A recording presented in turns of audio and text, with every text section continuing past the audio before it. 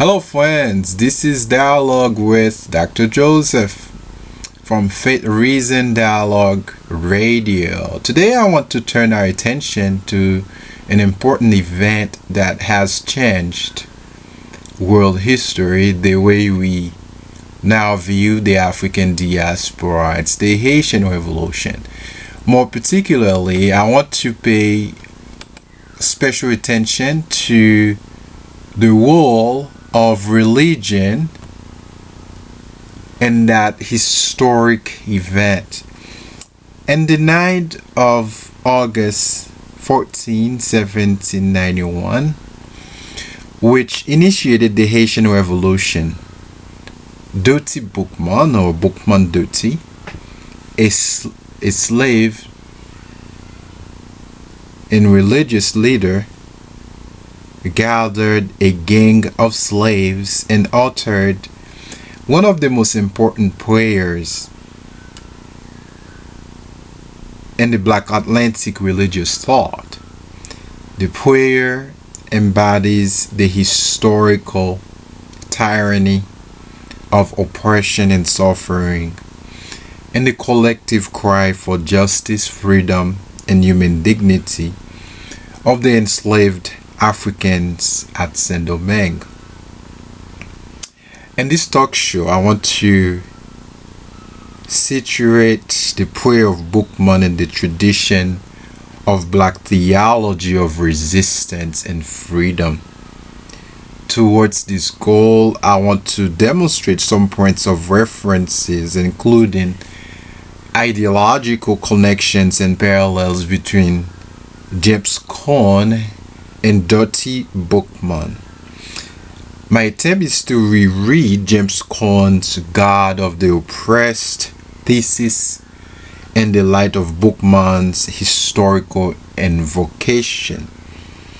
Now, in this talk, I will consider some common themes of liberty, freedom, and resistance, which embody both texts, the prayer of Boukman and James Cone, God of the Oppressed.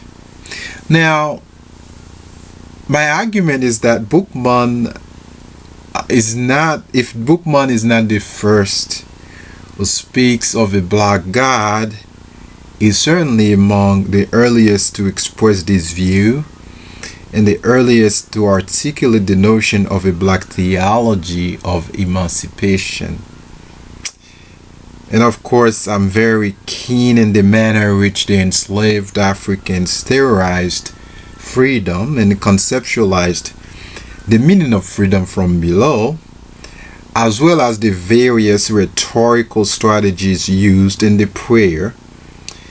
Finally, I insist that the prayer of Boukman envisioned a new theological framework, a new theological conversation in forms of divine vindication and collective solidarity across the Black Atlantic.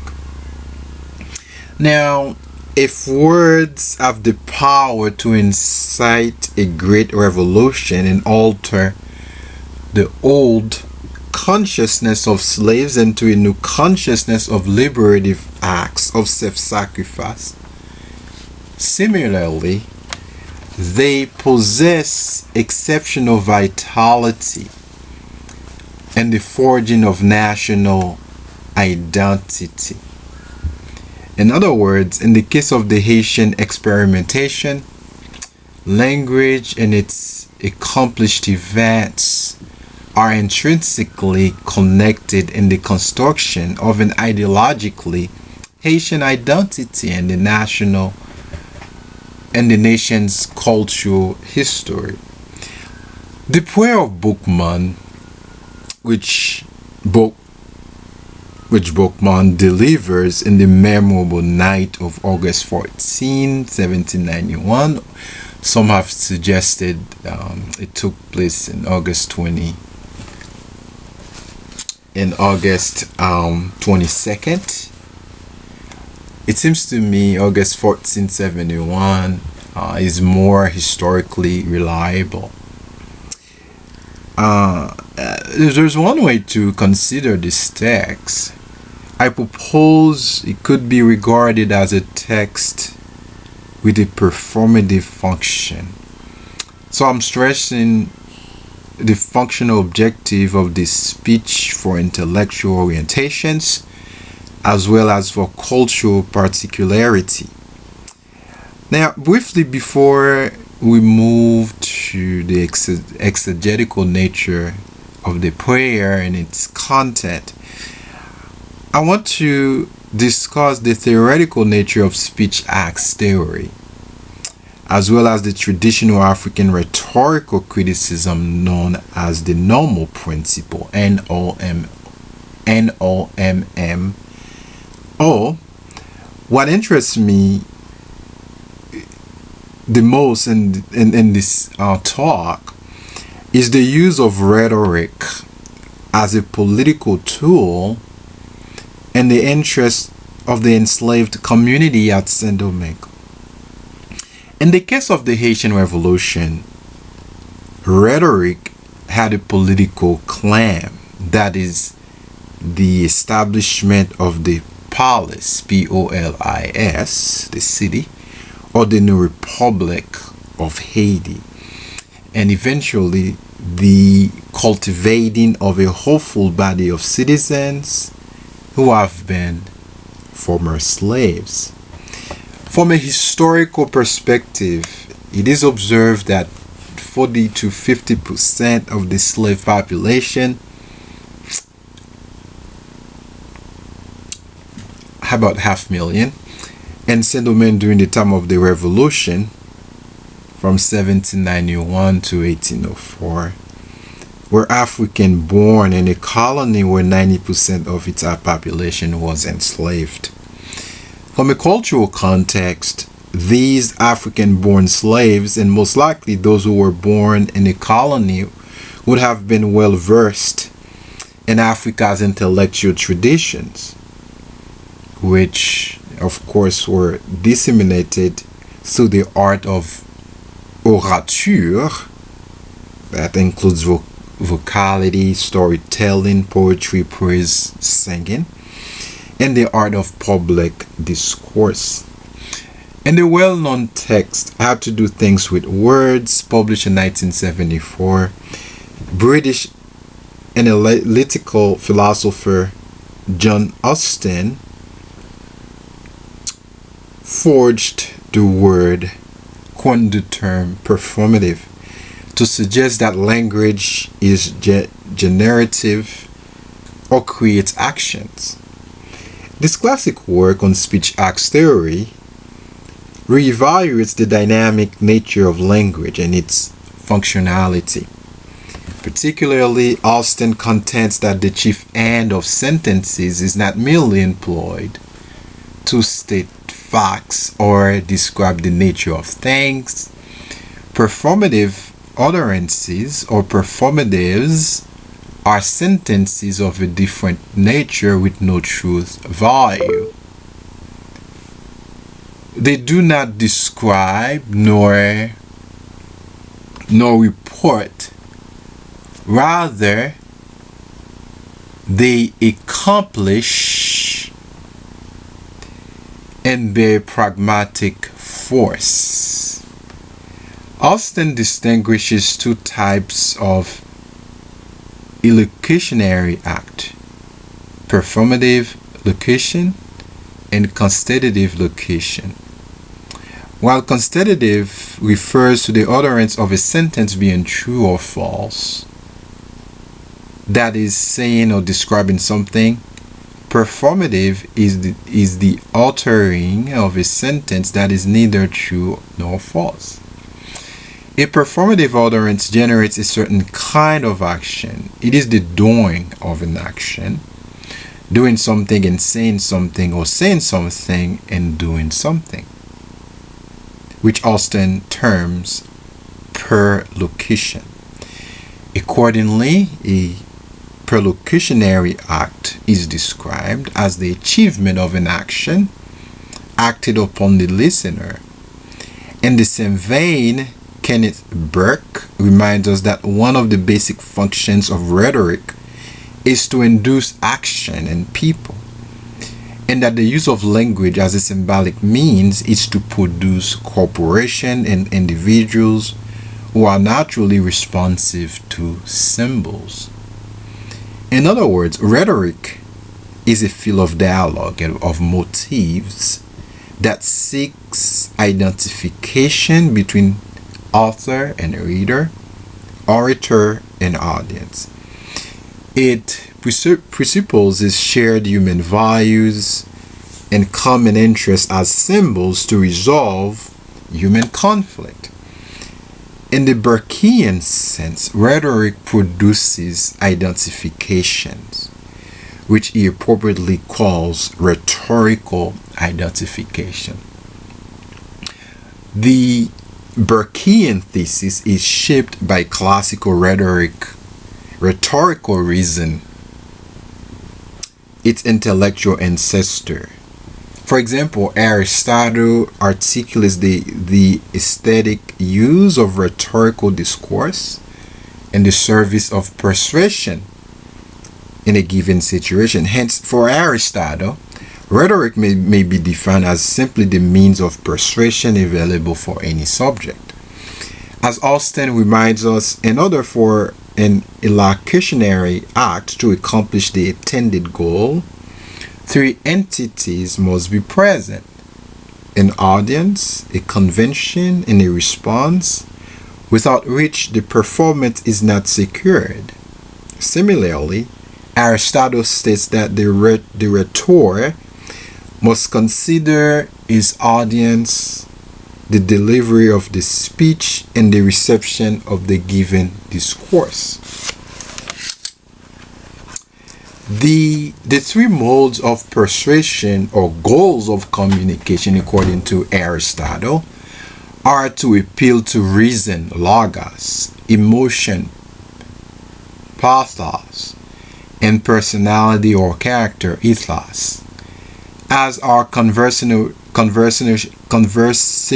partners have informed us, that words can be used strategically and performatively to identify shared human characteristics, that's Burke, produce a perlocutionary effect, that's Austin, or have a psychological impact, Aristotle, on the listener. Therefore, we must not orient ourselves intellectually to the African normal principle, which most slaves in the colony were nurtured in. In 1948, French ethnologist Marcel Griol published an important work entitled Dieu d'eau entretien avec Ogotelemi, which was translated in English as Conversation with Ogotemele, an introduction to Dogon religious ideas, in 1965. Like the previous work, La Philosophie Bantu, published in 1945 by Temples, Griol agreed that Africans before their encounter with Westerners possessed an elaborate system of thought that revealed complex philosophical, religious, and cosmological system similar to that of the Europeans. Ogotemele, Ogotemeli,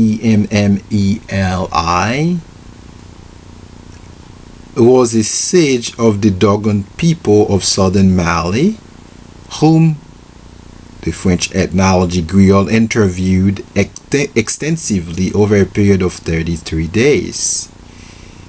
He described the latter the creation story, in which the word Nomo or Numno, another spelling, the first spelling Nommo, the second spelling is Nummo, is used. The Malian sage explains the normal concept in the following words.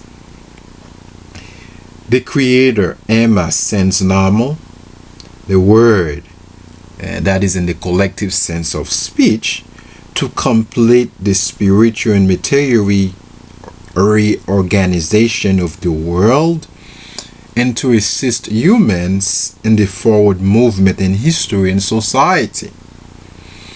So it is through the word agotemeli tells us that the weaving, forging, cultivating, building family and community, and making the world good are made possible. Inherent in the concept of Namo are the triple aspects of the elements of water, wind, and word, symbolizing respectively the life force, that is animation, life essence, that's spirit, and life creation, that's creativity. What stands out in this statement is the generative power of the word. As an inherent and creative force, Namo calls things into existence and give life. Mulenge Kurenga posits that the performative character of the word bears infinite meanings, forges and molds a suitable world for people to live in and enjoy, and it becomes a fundamental framework for developing, doing, and understanding rhetorical practices, both its oral and literary forms. So in other words, Namo can be conceived as the integrative principle permeating all things that gives matters the fact of being and the fact of expressing as the vital life force that influences things in the shape of the spoken word and signifies Black diasporic rhetorical discourse and rhetorical criticism.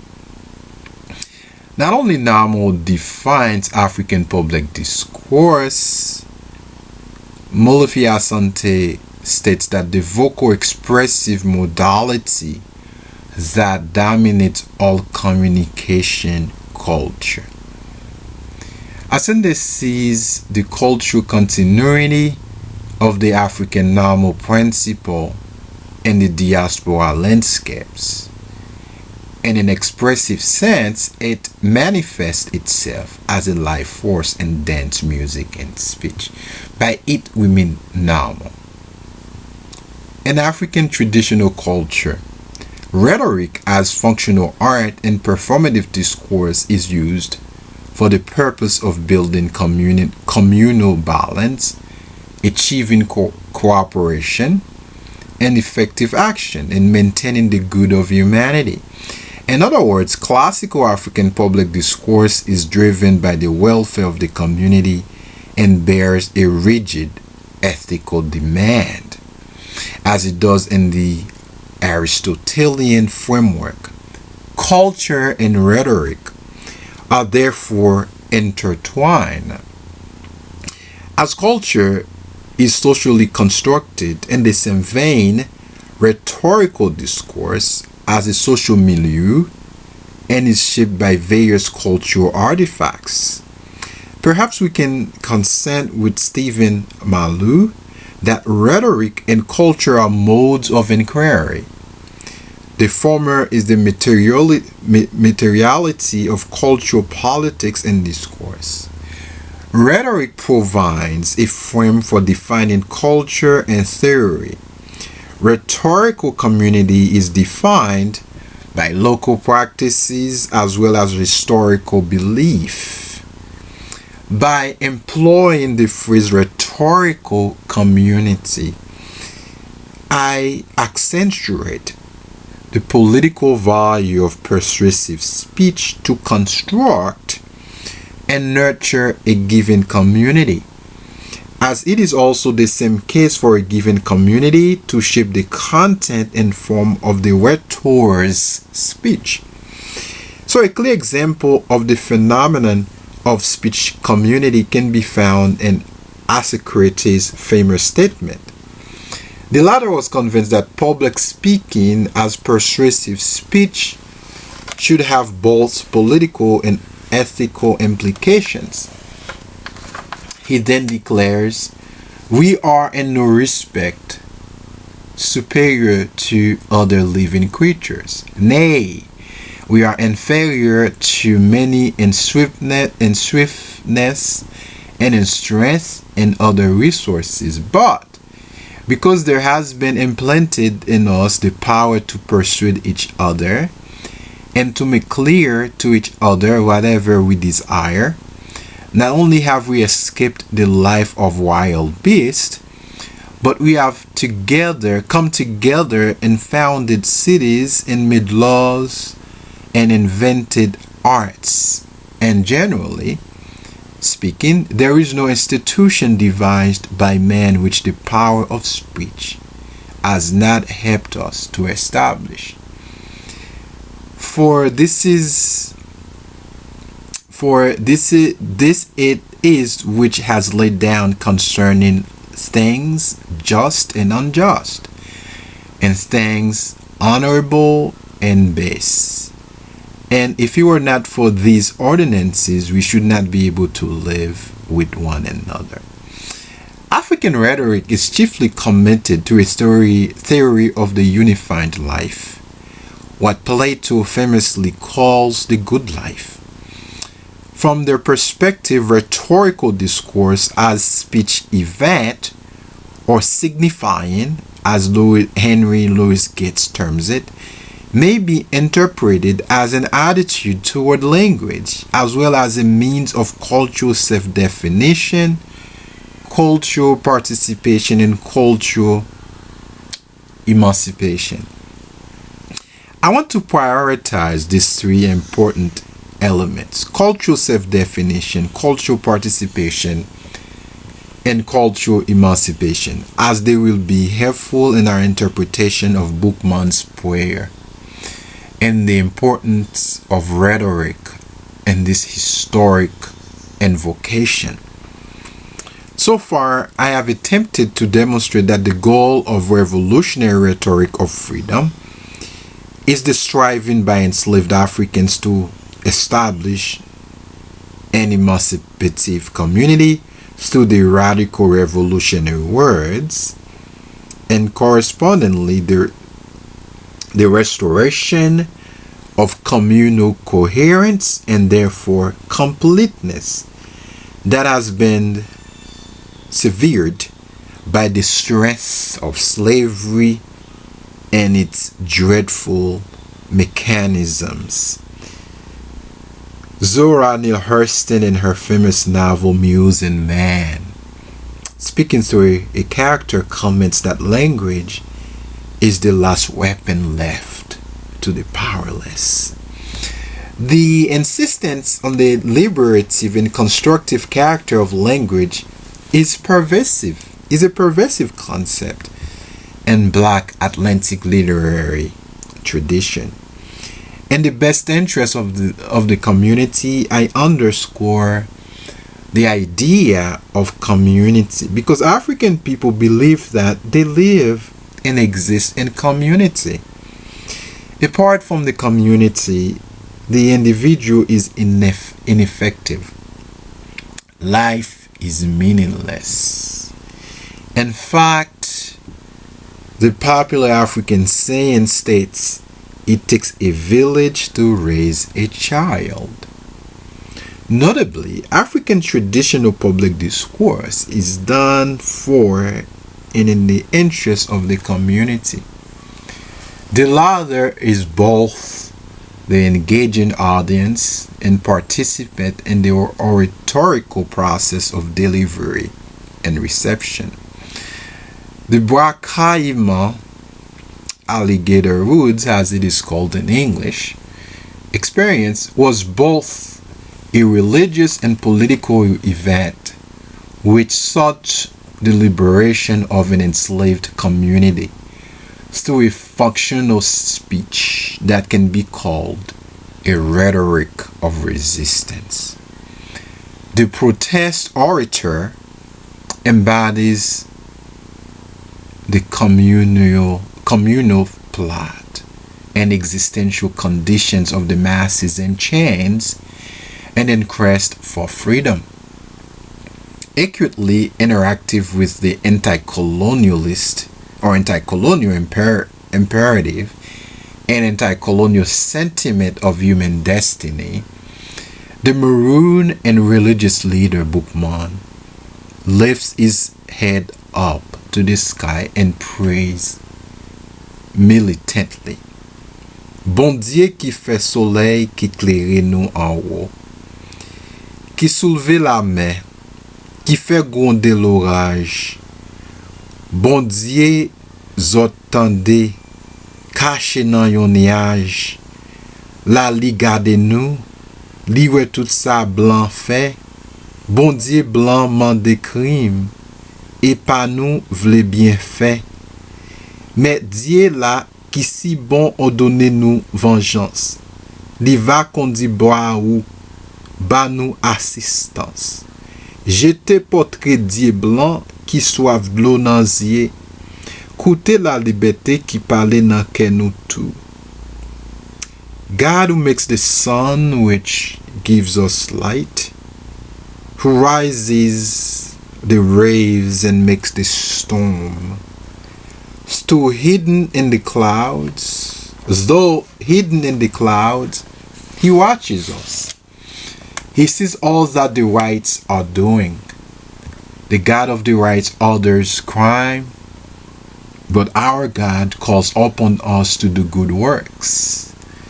Our God, who is good to us, orders us to avenge our wrongs. He will direct our arms and aid us. Throw away the symbol of the God of the rights, who has so often caused us to weep, and listen to the voice of liberty, which speaks in the hearts of us all. Boukman's invocation registers the collective desire for justice and the urgency for human liberation. Most importantly, it symbolizes the determination of the oppressed community to fight together for their total liberation. I said total liberation, not partial. As it is evident, the call was an exhortation to fight for deliverance, for freedom. What was at stake was not merely black freedom, but the imperative vindication of the dignity of men and women against the inhuman bondage of slavery that masks human potential or that defers human growth. Embedded in the text is the language of freedom that is represented as both a crest and an ideal. As a crest, freedom must be negotiated through the general will of the slave community. Freedom as an ideal questionably means the philosophical underpinnings of a shared vision that renounces slavery altogether and redresses universal justice. The event of the Bois Caimain gathering meant for the slaves the prospect to forge a new existence based on self-defined goals and aspirations. It also presages the rising expectations of the entire slave population to cast off the shackles of colonialism and claim their rights as equal members of the human race. The words of Boukman must have caused a profound change of consciousness on the collective subalterns, and so far as they acted swiftly and directly, effecting considerably economic loss in the colony. These were the very words of life that stimulated the revolution. incarnated in a simple freedom prayer. Born in the island of Jamaica, Dutty Boukman was sold to an English slaver who brought him to Saint-Domingue, currently known as Haiti. The maroon and religious leader entered the epic of the Haitian history the night he summoned in a nocturnal ceremony a group of slave coachmen to plan their freedom.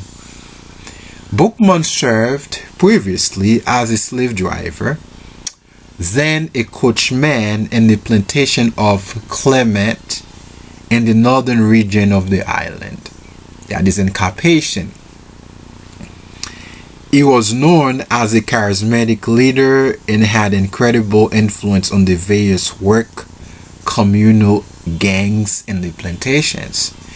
Not only was he deeply involved in the unfolding political events in Saint-Domingue, he was a central figure in inaugurating the General Revolt in 1791.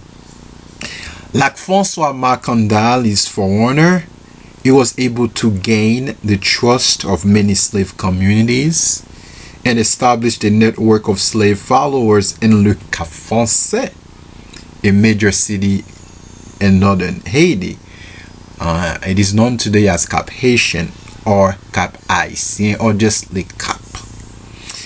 After judicious planning, the insurgent leader and his followers and other revolutionaries teamed up to challenge the French colonial rule in a battle for independence.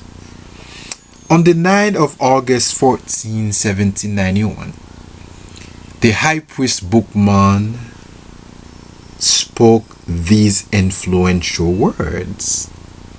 The God of the white man inspires him with crime, but our God calls us to do good works. Our God, who is good to us, orders us to revenge our wrongs. He will direct our arms and aid us. Throw away the symbol of the God of the rights, who has so often caused us to weep, and listen to the voice of liberty, which speaks in the hearts of all. At the hearing of the oration, the assembled slaves were moved by the dazzling power of his words and immediately took an oath of secrecy and revenge. And the freedom journey began.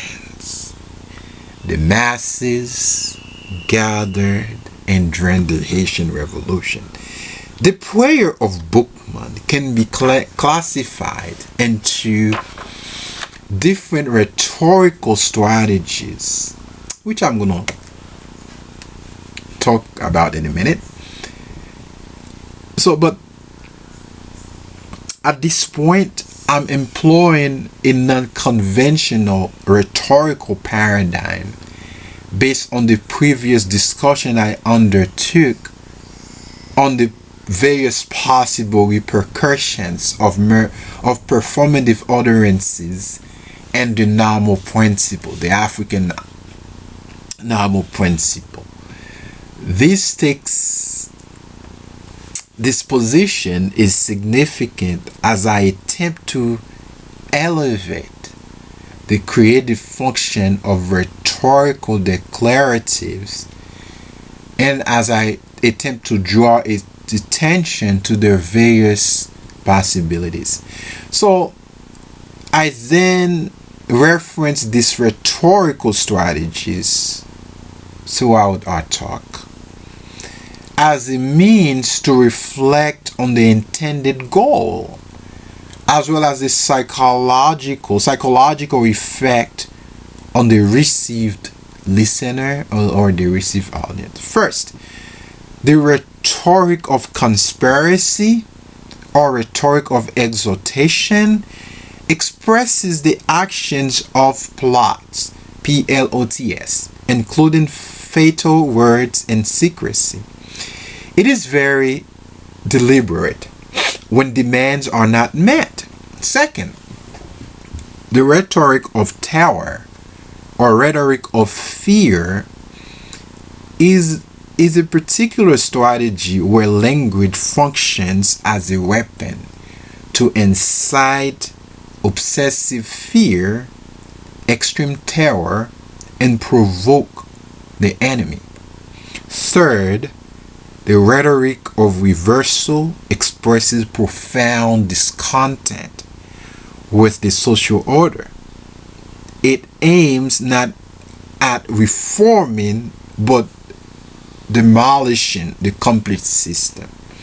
For example, let's employ those three rhetorical categories that I introduced to you, and let apply those rhetorical strategies into the prayer. We begin with rhetoric of terror or rhetoric of fear. Let's follow those words. Our God who is good to us orders us to avenge our wrong. That's the first one. The second one, the God of the rights orders crime. That's terror or fear. Who has so often caused us to reap a rhetoric of fear. Let's move on to the second category, rhetoric of conspiracy or rhetoric of exhortation. Here it is. Listen to the voice of liberty which speaks in the hearts of us all. In the third one, rhetoric of reversal. So array, the symbol of the God of the rights. Now, we are told that within a week of this political religious gathering on August 22nd, the African revolutionaries, freedom fighters went forth to put slavery behind and all the tears he had caused them. The terrorized and controlled mechanism of the peculiar institution we call slavery were also left behind. In the early stage of the revolt, more than 2,000 insurgents went from one plantation to another, murdering their oppressors, setting fire in their houses and in the cane fields, sugar cane plantations. The damage was horrendous, as many historians have registered. It is observed that the slaves destroyed 7 parishes and demolished 184 sugar plantations and 1,200 coffee plantations in the northern plain only, just in Cap-haitian. The Boukmanian incident looked forward to a new era of the reconstitution of a new autonomous consciousness, a matter of practical freedom for the enslaved population. This direct mobilization of the people launched a new era of popular self-determination and the assertion of the unconditional universal rights of men and women. It was all because of one drastic cry of freedom. Listen to the voice of liberty, which speaks in our hearts, in the hearts of us all, which Boukman spoke a week before the damage. Now, the actuality of the event and the authentic content of the speech, the Bois Caimain speech, have nevertheless been contested by scholars. Prominent French scholar, a leading voice in Haitian literature, Léon François Hoffman, in the well-documented article Un mythe national, La Cérémonie du Bois Caimain, which he published in 1993, advances a compelling thesis that the Bois Caimain event never took place. Hoffman posits the idea that the event is an elaborated historical fiction and cannot be sustained reliably on plausible historical grounds. His marked skepticism is best illustrated in this phrase. The Bois Caimain ceremony leads to the almost certain conclusion that we are dealing here not with a historical event, but with a legend whose origin can be traced to the malevolent imagination of a French planter whom he names Antoine Delmas. Well, Hoffman is correct in what he affirms, but wrong in what he denies. British historian David P. Gegges, who should be dubbed Dean of Haitian Revolutionary Studies in the 21st century, because he has written so much about this historic event that has changed the Atlantic world in modern history. He often belittles the importance of events which he has spent a lifetime investigating. In his painstaking examination of the issue, the event, he concludes that the significance of the Bois Caimain ceremony has been overstated, and the prayer of Boukman, if authentic, was evidently not spoken at Bois Caimain.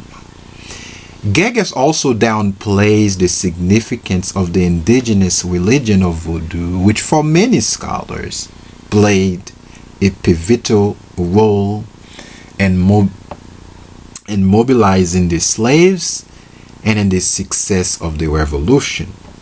Contrary to Gegges' uncertain interpretation of the function of religion in the revolutionary narrative, I propose that religious imagination did in fact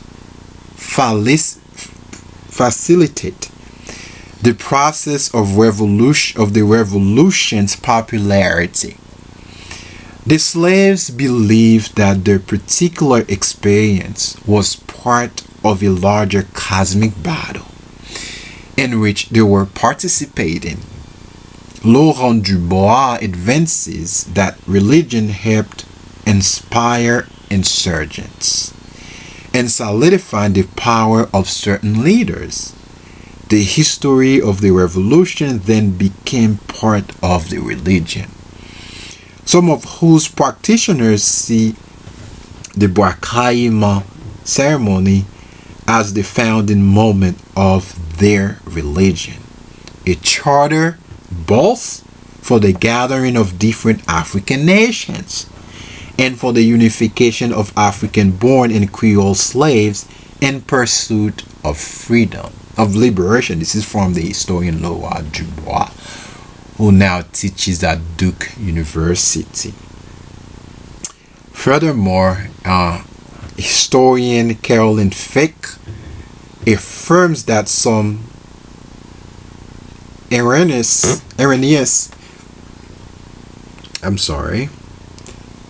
Caroline Fick affirms that there were some possible errors, accounts that passed along in the oral transmission as well as in the historical reconstruction of the events surrounding the Bois Caimain conference. Fick boldly declares, however, it seems clear that this incident constituted the beginning of the insurrection planned for the following week.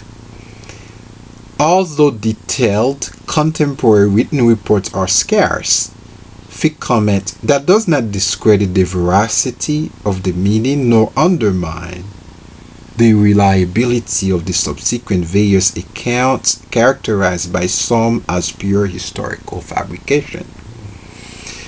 In my position, I take a moderate, in my perspective, I should say, I take a moderate position on the issue, as many scholars do, many Haitian scholars or Haitianist scholars. But let me tell you, chiefly what I'm interested in is not so much on the historical reliability of the Bois Caimain event, but in the prophetic rhetoric and symbolic meaning of the singular moment as a religiously inspired affair and the achievement of human emancipation at Saint-Domingue. Although I believe the event did happen, I must confirm, I must state that clearly in public. However, it is difficult to establish the specific details associated with the Bois Caimain event.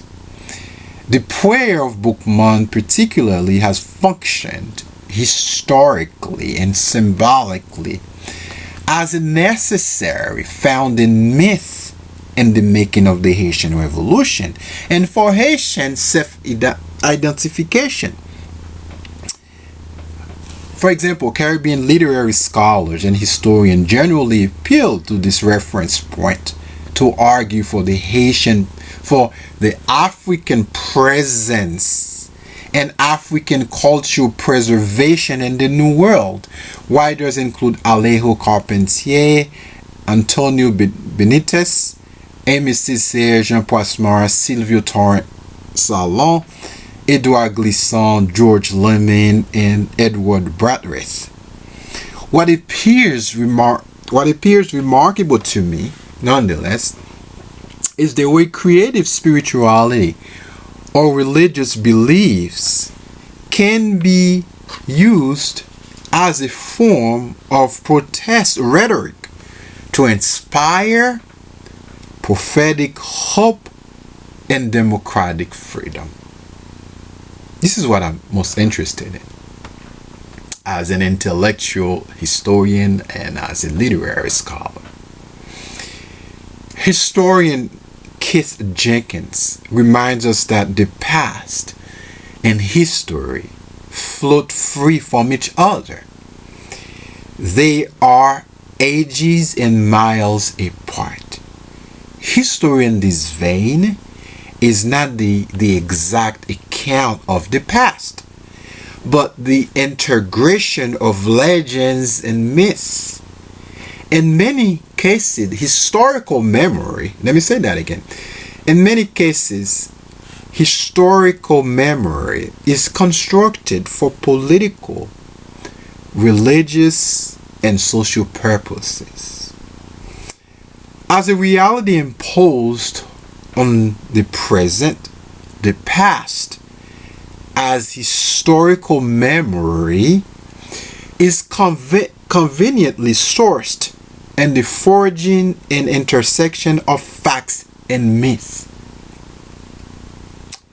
Consequently, my commitment here is not to discern what is truth or untruth, but rather to excavate how ideas work and function in the human narrative of the event.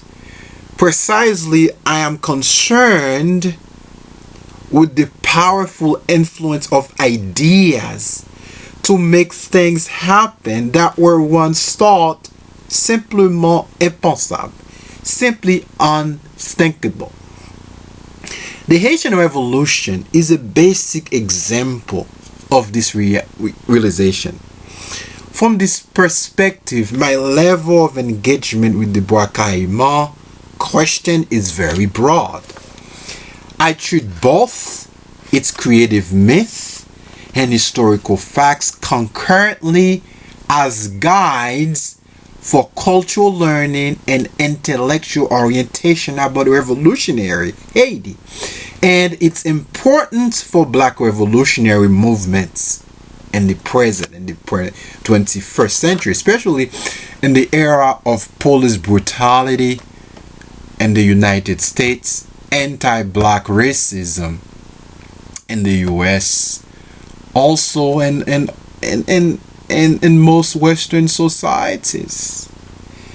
In Bookman's discourse, there lies an identity of interest expressed in this rhetoric of conspiracy.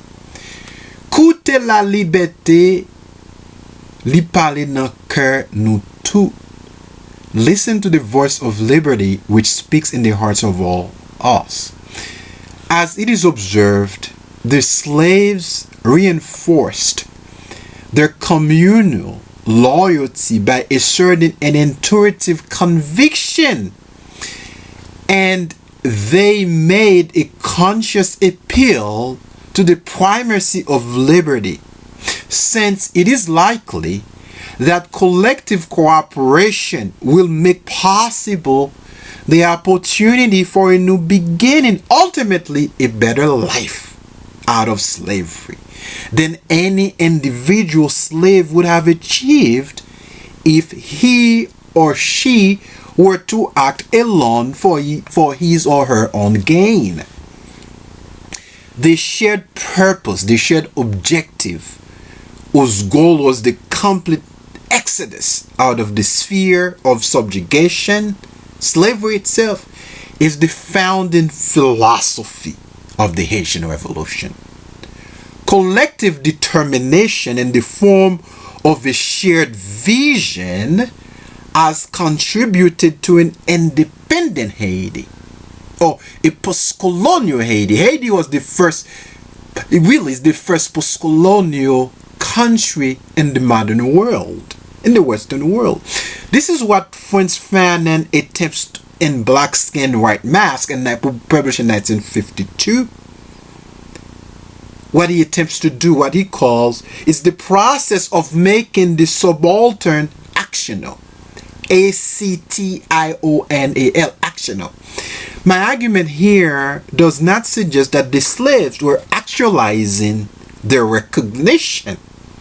Instead, my insistence is that they were establishing recognition through absolute self-assertion on the night of August 14, 1791.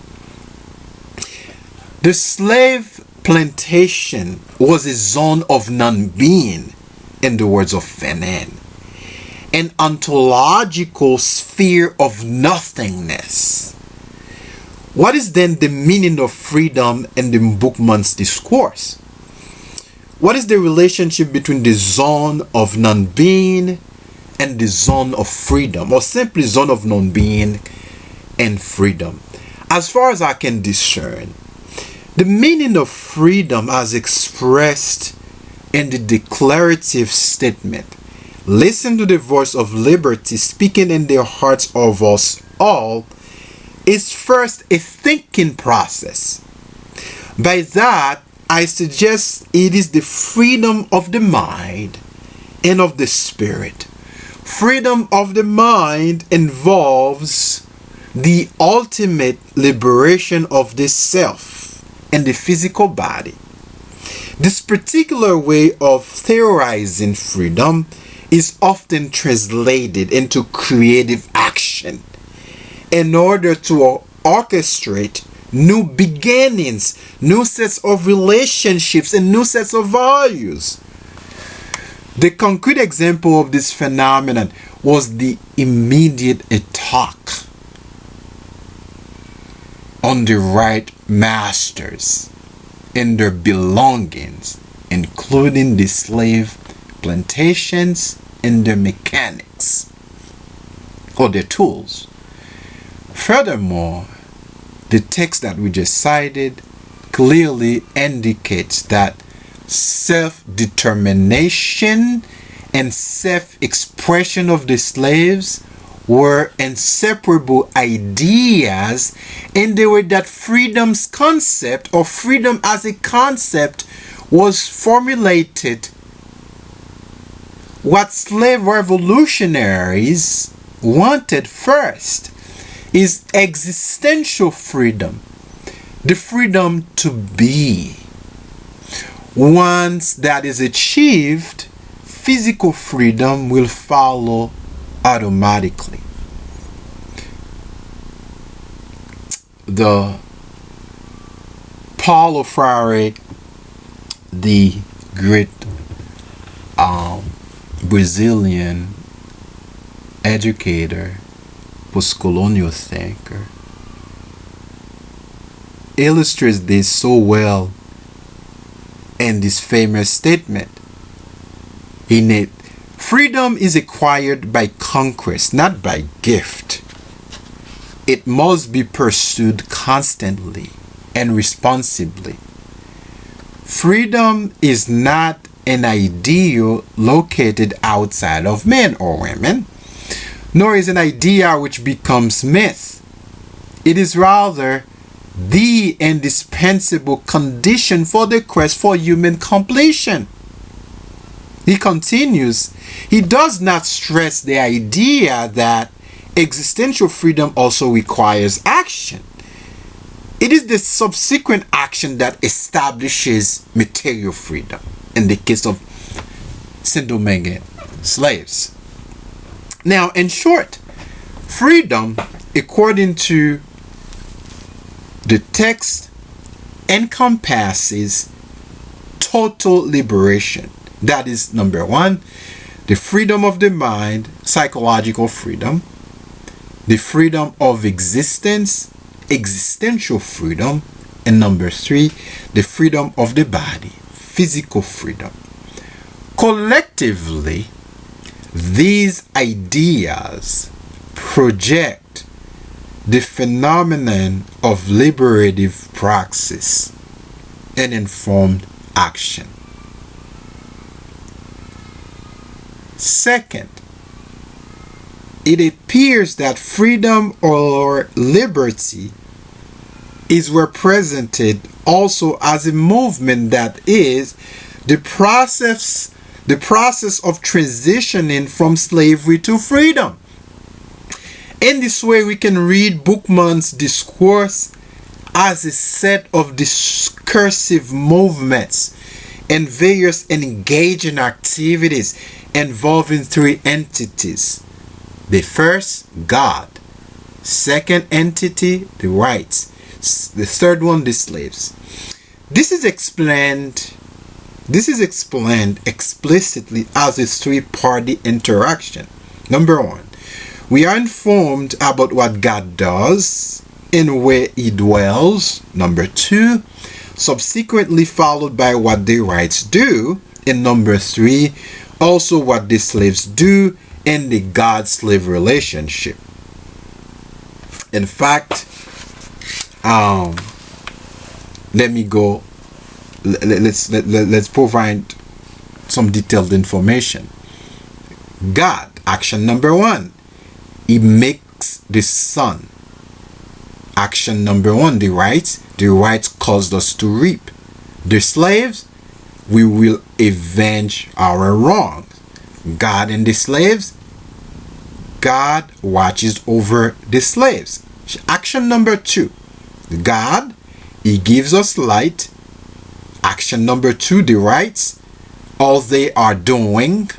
The slaves, action number two, throw away the symbol of the right, the whites God. Action number two, God and the slave, God gives them light. Action number three, he orders, that's God, he orders us to avenge our wrongs. The slaves, this God and slaves, action number three, God orders the slaves to do good works. Let's move to the next category. Movement number one, God. He sees all the rights are doing. The rights, movement number one, they do crimes. The slaves, movement one, listen to the voice of liberty which speaks in the hearts of us all. Movement one, God and the slaves. God is good to the slaves. Movement two, God. He will direct our arms and aid us. Movement 2, the whites, all they are doing. The slaves. Movement 1, listen to the voice. God and the slaves. Movement 2, God will aid their slaves. Now, what is more remarkable about the text is that ultimate liberty will come with divine assistance. The slaves believed God was the author of their freedom. This is explicit in the call for divine vindication embedded in this phrase. Our God who is good to us orders us to revenge our wrongs. He will direct our arms and aid us. This indicates a sense of divine closeness. So the God of the slaves is not a distant deity. The God who is near the most oppressed slaves is a warrior in a vengeful deity, vengeful being. He will fight for and with them because he is the God of the oppressed. So God's act of executing justice and vindicating their cause revealed that he was in solidarity with the most vulnerable and exploited group in the colonial hierarchy. This is consistent with Francois Macandal's belief that, and now Bookman's theological conviction that the whites are damned by God because they oppressed the slaves ruthlessly.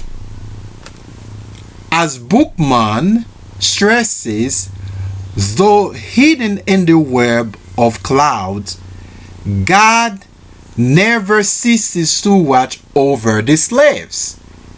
They took God as their witness, as Michel Laguerre comments, and were fully convinced that God was on their side. This explains their zeal. The Bois Caimain moment is a historic example on the use of religion in the interest of politics and communal emancipation. For example, the prayer of Bookman envisioned a new theological conversation in forms of divine vindication and collective solidarity across the Black Atlantic. I argue that if Bookman is not the first who spoke of a black God, is certainly among the earliest to express this view and the earliest to articulate the notion of a black theology of emancipation. So black theology of emancipation did not begin with James Cone in 1960. Okay, it began really way back with Francois Macandal, and Bookman elaborated on it in his historic prayer. In other words, the prayer of Bookman could be interpreted in the tradition of black theology of resistance and freedom. Black liberation theology, or theology of liberation, is a critique of Western global dominance and the hegemony of Eurocentric theological discourse. Liberation theology is anti-colonial, anti-imperial, and anti-oppression.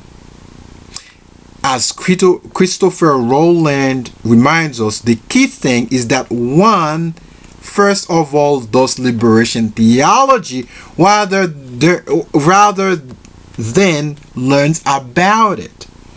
Or to put it another way, one can only learn about it by embarking on it. In other words, black liberation theology is emancipative praxis. It argues that liberation of the poor and the oppressed is the heart of Christian theology and the message of Jesus. It is a relational form of theological discourse on the thought of and about God and God's relationship with the social order and the oppressed and the poor in the world. A constructive theology of liberation calls for democratic intervention.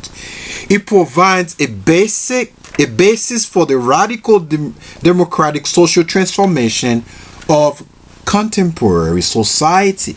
It is also rooted in the social and political realities of the poor, the marginalized, the outcast people of the world.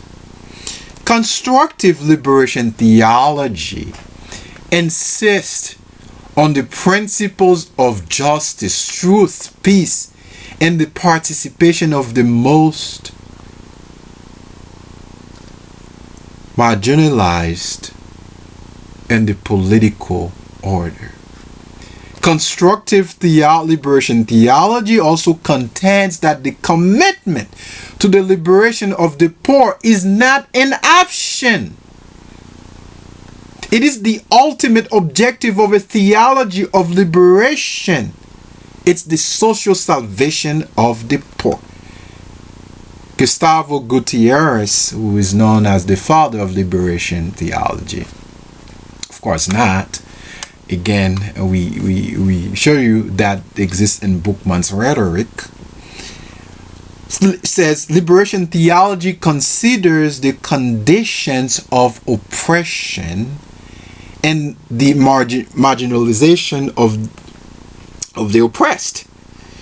Liberation theology as personal and collective transformation allows us to live with profound inner freedom in the face of every kind of servitude and liberation from sin which attacks the deepest of all servitude. In the case of Haiti, for example, liberation theology in the era of Jean-Bertrand Aristide in the 80s was instrumental to put an end to the Duvalier regime in Haiti. It also happened in Latin America.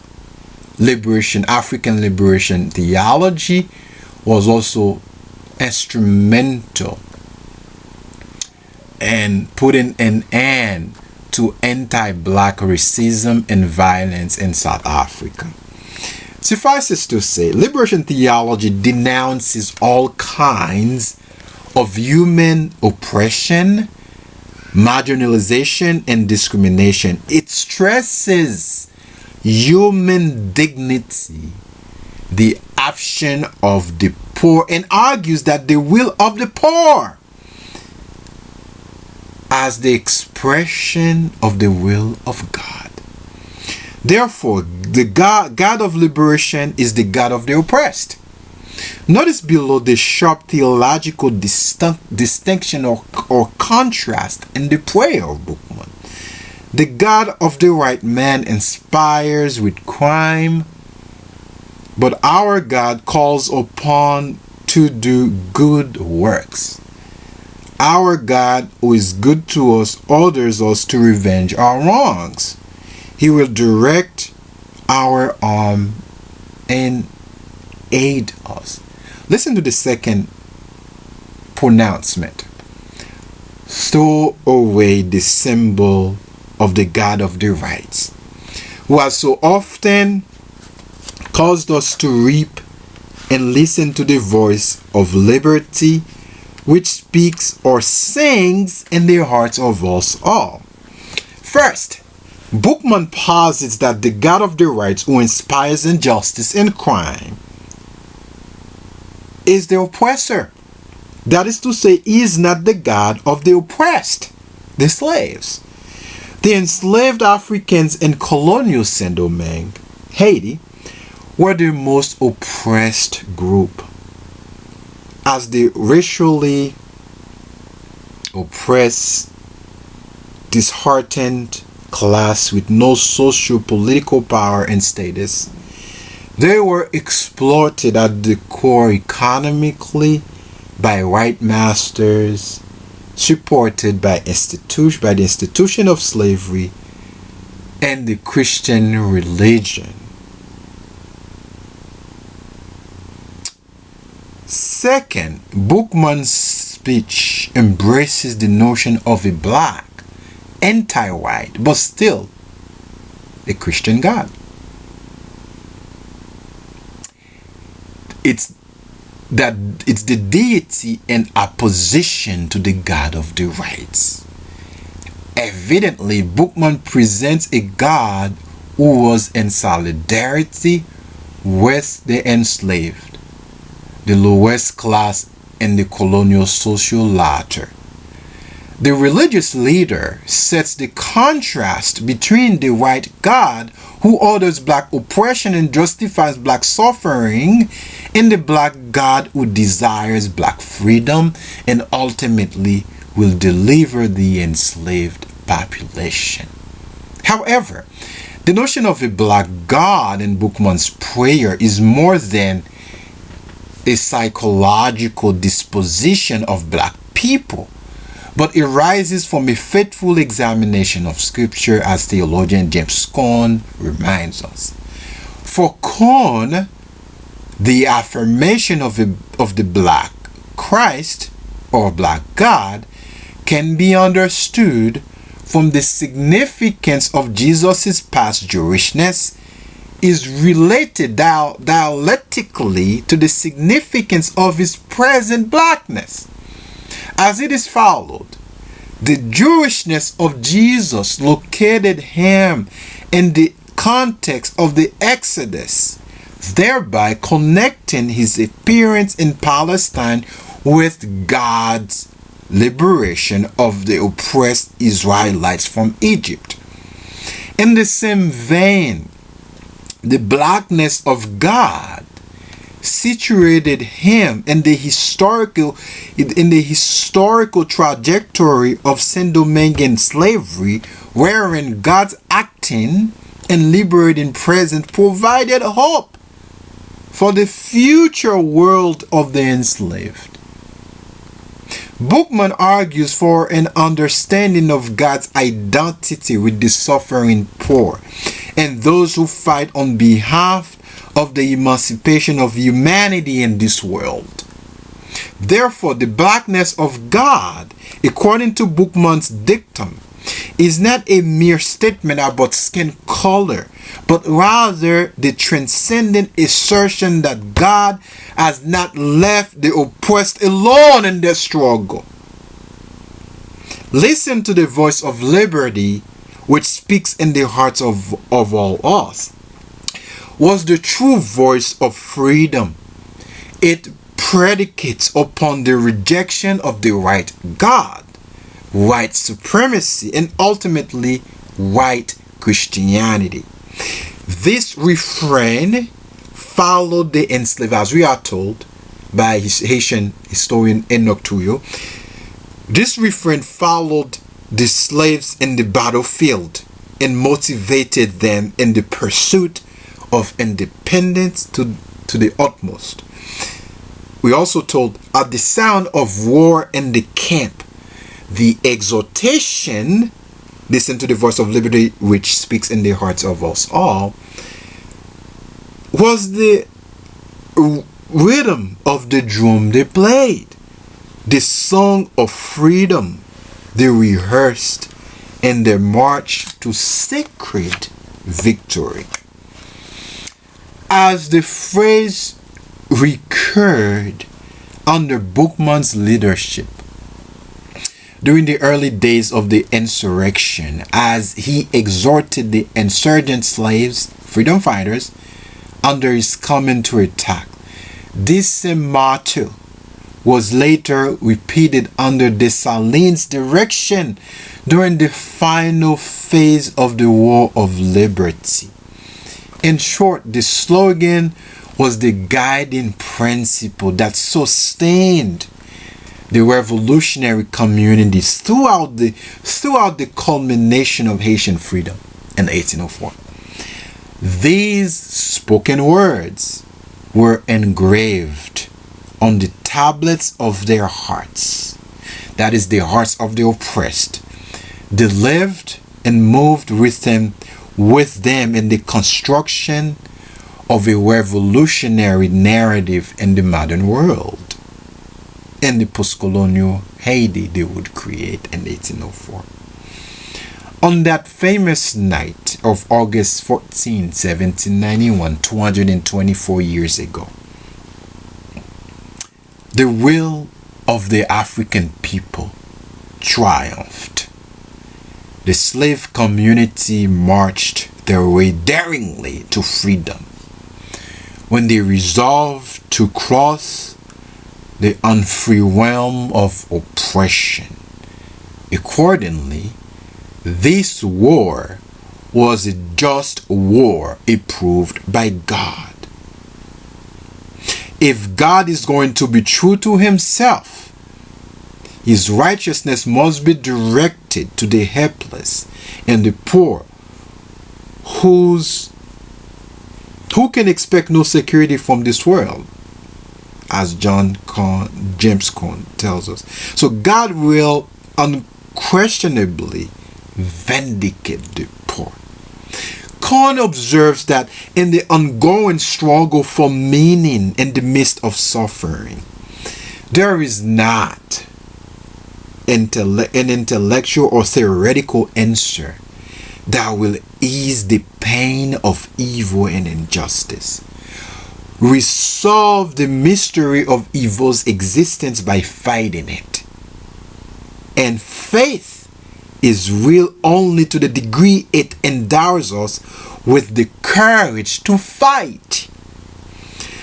God establishes the right by punishing the wicked and setting free the victims from oppression. An idea that both Cone and Bookman champion. In Black Atlantic radical Christianity, God's righteousness is identical with the punishment of the oppressors and the colonizers. And divine deliverance, divine freedom, is synonymous with the emancipation of the oppressed and the colonized from the bondage of slavery and imperial colonialism. Even today, with any type of oppression, God will vindicate the poor. God will render justice.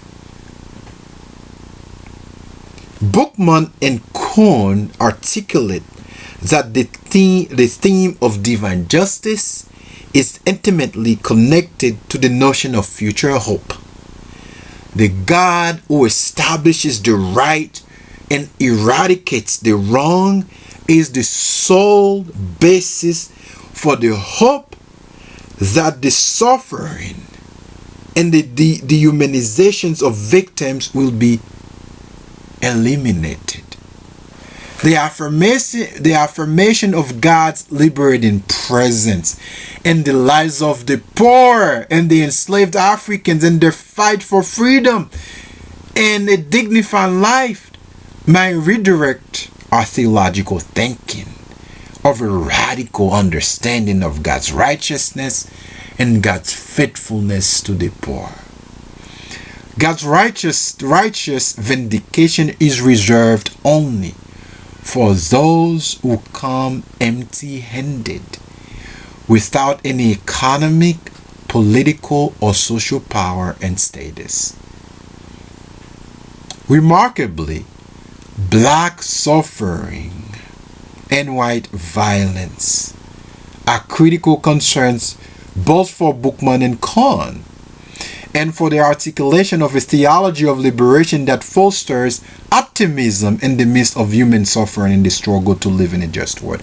Even today, black suffering and white violence in the United States, police brutality, anti-black racism in Western societies are critical concerns, should be critical concerns for those of us who believe in a God who is just, righteous, and a God who will vindicate the poor and the oppressed. Also, those of us who believe in the dignity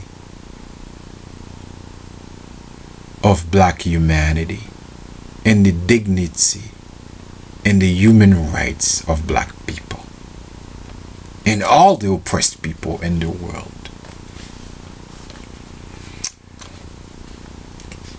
In conclusion, let me leave you with some words of conclusion.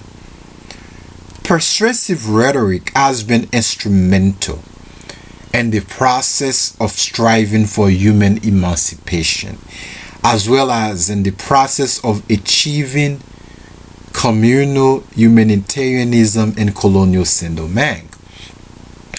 Performative utterances, as I have shown, were contributive in the operation of orchestrating and nurturing a hopeful republic of Haitian citizenry. The implication of this rhetoric of prayer are many. First, Boukman envisioned a new theological ethics, which challenged the limits of standard Christian theology and classical biblical hermeneutics of God and God's interaction with humanity and God's interaction with the oppressed. Boukman advances a theological doctrine of divine vengeance that is post-colonial, or at least anticipating post-colonial, the post-colonial turn, seeks to destroy white supremacy and colonial slavery in any type of human oppression in the present, by implication.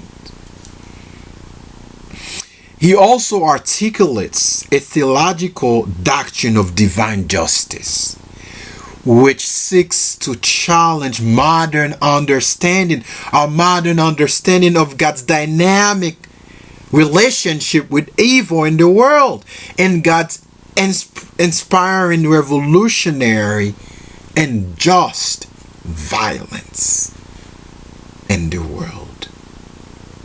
The God who inspires the spirit of violent revolution against the structures of slavery and white hegemony and global dominance is in the business of affirming the humanity of blacks and the humanity in all oppressed people in the world, and the inhuman situation of the institution of slavery and the institution of American racism, white supremacy, police brutality, anti-black racism, anti-black violence in this modern world.